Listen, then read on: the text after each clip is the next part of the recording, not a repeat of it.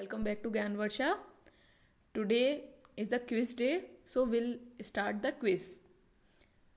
You know the rules of the quiz.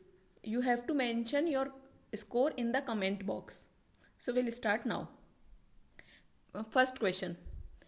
You have obtained a sample of DNA and you transcribe mRNA from this DNA and purify it. You then separate the two strands of the DNA, analyze the base composition of each strand and of the mRNA. You obtain the data shown in the table below. Which strand of the DNA is the coding strand, serving as a template for mRNA synthesis?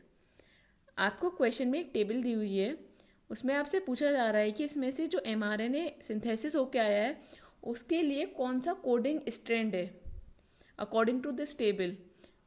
The first option is strand 1, second option is strand 2, third option is both strands 1 and 2, and fourth option is neither strand 1 nor strand 2.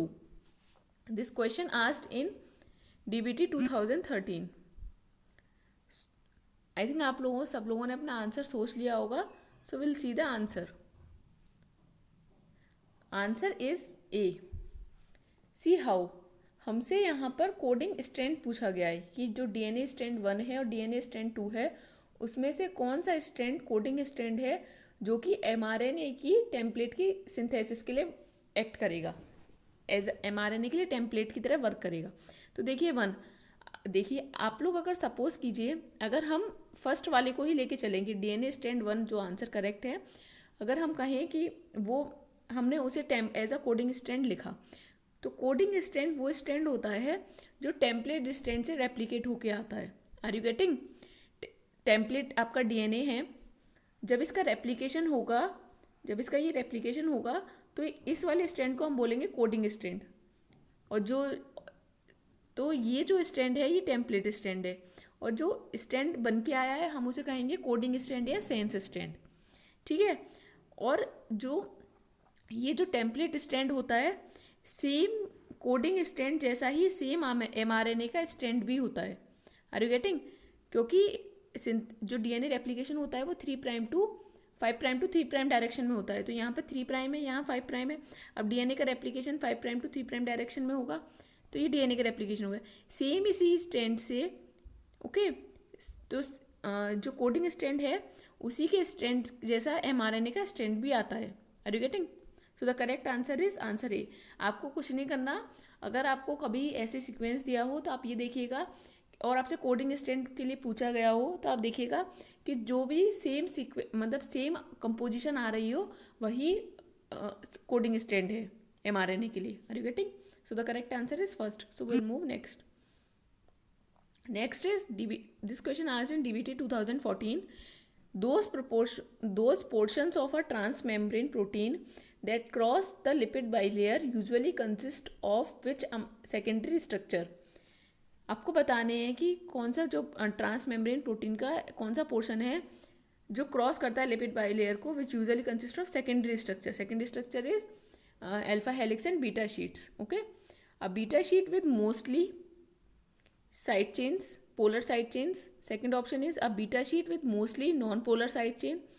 Third option is a helix with mostly polar side chain, and fourth option is a helix with mostly non-polar side chain. आप लोगों ने अपना answer I think सोच लिया होगा. This question even we discussed in hydropathy plot also. So the correct answer is answer D, a helix with mostly non polar side chain. क्योंकि जो lipid की मेम्ब्रेन होती है जब वो क्रॉस करेगा, जो मेम्ब्रेन स्पेनिंग रीजन होता है, हमने देखा था हाइड्रोपैथी प्लॉट में भी जब हमने ये वीडियो डिस्कस किया था कि मोस्टली हमें नॉन पोलर अमाइनो एसिड की साइड चेन होती है जो अल्फा हेलिक्स होती है उसमें, और क्या होते हैं mostly non polar side chains होते हैं, नॉन पोलर अमाइनो एसिड्स होते हैं. Okay. So will move next. Next question. This question asked in DBT 2013. Regulation of blood glucose level is by. First is opposing effects of insulin and glucagon. Second is additive effect of insulin and glucagon. Third is independent of glucagon. Fourth is only by insulin. I think आप लोगों ने इसका answer सोच लिया होगा. So we'll see the answer. Answer is A. In glucose, what happen जब blood में glucose का लेवल बहुत ज़्यादा अगर बढ़ जाता है तो इंसुलिन एक्ट करता है और ब्लड ग्लूकोज का लेवल कम कराता है। लेकिन अगर ब्लड में ग्लूकोज का लेवल कम हो जाता है तो ग्लूकागोन एक्ट करता है और ब्लड में ग्लूकोज का लेवल बढ़ा देता है। Okay, so the correct answer is a, opposing effects of insulin and glucagon. Okay, so will move next. Next question, fourth. What provides the information necessary to specify the 3D shape of a protein? Option first, the protein's peptide bond. Second, the protein's interaction with other polypeptide. Third, the protein's amino acid sequence. Fourth, the protein's interaction with molecular chaperones. I think आप सब लोगों ने अपना answer सोच लिया होगा, so we'll see the answer. The correct answer is answer C, the protein's amino acid sequence. Okay, so we'll move to the next question. Question 5th. This question asked in DBT 2018. A 34 kilobase pair linear DNA was digested with hind third and BAM H1. The fragments obtained on complete digestion were as follows. हमें एक 34 किलोबेस पे linear DNA है हमारे पास और हमने उसे 2 enzyme से digest करवाया है, हिंड थर्ड से एंड बाम H1 से, और हमें कुछ फ्रेगमेंट्स ऑप्टेन हुए। हिंड थर्ड में हमें 14 kilo base pair and 20 kilo base pair का 2 फ्रेगमेंट मिले हैं। बाम H1 में हमें 4 kilo base pair, 12 kilo base pair and 18 kilo base pair के 3 फ्रेगमेंट्स मिले हैं। Hind third plus balm H1 में हमें 4 kilo base pair, 10 kilo base pair, 8 kilo base pair and 12 kilo base pair का हमें ऐसे 4 फ्रेगमेंट्स मिले हैं। तो the appropriate restriction map of the DNA is, हमें एप्रोप्रिएट मैप बताना है। ओके, सो मुझे लगता है आप लोगों ने अपना आंसर सोच लिया होगा। So will see the answer.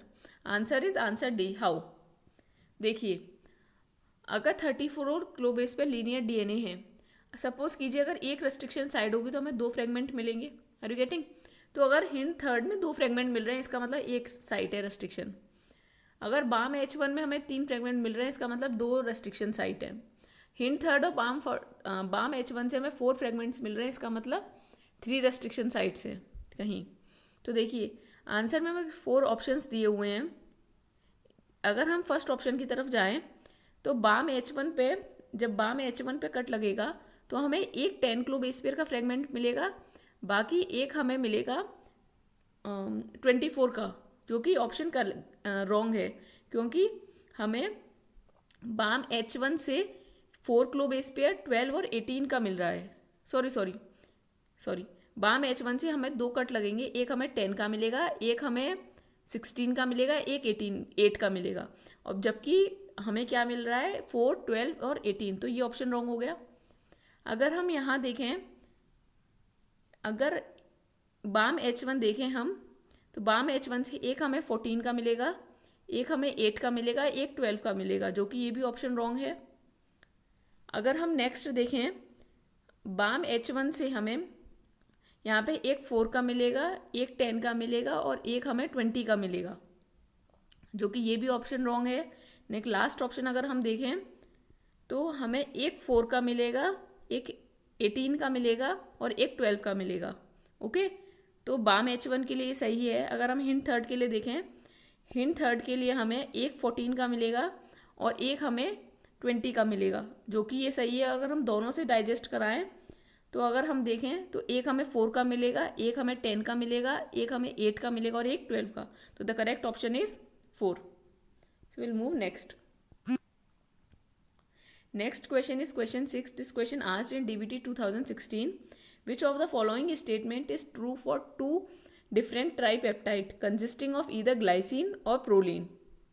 First option is glycine tripeptide will have relatively larger allowed area on the Ramachandra plot. Second option is proline tripeptide will have relatively larger allowed area on the Ramachandra plot.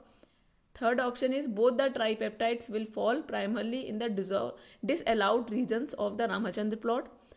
Fourth option is both the tripeptide will fall primarily in the overlapping allowed regions of the Ramachandra plot. I think आप सब लोगों ने इसका answer सोच लिया होगा। So the correct answer is answer A. glycine tripeptide will have relatively larger allowed area on the Ramachandra plot because of its side chain. Next question. Question 7. This question asked in GATE 2014. For a single substrate enzyme, a reaction is carried out at a substrate concentration 4 times the value of Km. The observed initial velocity will be in the percentage of Vmax. आप लोग इस video को pause कीजिए और इस question को solve करने की कोशिश कीजिए. So will see the answer. Answer is 80. See how. हमें पता है फॉर्मूला होता है V equals to V max S upon K M plus S, जहाँ पे V जो है हमारा इनिशियल वेलोसिटी होता है, V मैक्स हमारा मैक्सिमम वेलोसिटी होता है, S सबस्ट्रेट कंसंट्रेशन होता है और Km substrate concentration at half V max. हमें गिवन क्या है कि S जो है हमारा वो 4 Km है, substrate concentration 4 times the value of Km. तो अगर हम ये चीज़ इसमें फॉर्मूले में रखें, S की जगह अगर हम 4 Km रख देंगे तो देखिए V max multiply by 4 Km divided by Km plus 4 Km. जब Km से Km प्लस 4 Km होगा तो 5 Km हो जाएगा. Are you getting? तो Km से Km कैंसिल हो जाएगा, तो V naught equals to 4/5 V max रह जाएगा. सिर्फ 4/5 का डिवाइड लगाएंगे हम तो 0.8 आएगा, और अगर हम परसेंटेज में पूछ रहा है हमसे तो 80% आएगा. Are you getting? So will move next. Question 8. Given below is the hydropathy plot of a monomeric transmembrane protein. This question asked in GATE 2014. आपको एक प्लॉट दिया हुआ है तो आपको बताना है कि इसमें से how many transmembrane alpha helices are present in a protein. Option are 1, 2, option 2 is 2, option 3 is 4, option 4 is 5. So I think आप लोगों ने सोच लिया होगा, और ये क्वेश्चन हम डिस्कस भी कर चुके हैं हाइड्रोपैथी प्लॉट वाली अपनी वीडियो में भी. तो अगर आपने वो वीडियो नहीं देखी तो मैं आपको एंड ऑफ द वीडियो उसका लिंक दे दूंगी, और डिस्क्रिप्शन बॉक्स में भी इस वीडियो का लिंक दे दूंगी हाइड्रोपैथी प्लॉट का. So the correct answer is answer A 1. Why? Because C जो ये है सिर्फ एक यही हम इसको कंसीडर करेंगे, इसको नहीं, क्योंकि ये हमारे क्राइटेरिया को फुलफिल नहीं कर रही. क्राइटेरिया क्या था हमारा कि 20 to 30 अमाइनो एसिड्स होने चाहिए, और वो जो है पॉजिटिव रीजन में लाई करनी चाहिए. पॉजिटिव रीजन में तो लाई कर रही है, बट 20 to 30 अमाइनो एसिड की यहाँ पर नहीं दिख रहा. पर this one is it fulfil both criteria, so the correct answer is 1. So will move next. Next is question 9. Molar absorption spectra labelled first, second, third for 3 different amino acid are shown below. Which one of the following is the correct combination of spectral assignment? इन्होंने एक आपको graph दिया हुआ है, आपको उसमें बताना है कि कौन सा कॉम्बिनेशन करेक्ट है. First is tryptophan tyrosine phenylalanine, second option is phenylalanine tryptophan tyrosine, third option is proline tyrosine tryptophan, fourth option is tryptophan proline phenylalanine. तो आई थिंक आप लोगों ने इसका आंसर सोच लिया होगा. So will see the correct answer. Correct answer is answer A tryptophan tyrosine phenylalanine. So this region is tryptophan, this is tyrosine, then phenylalanine. Tryptophan 4 times ज़्यादा absorb करता है देन टायरोसिन की. Okay, so will move next.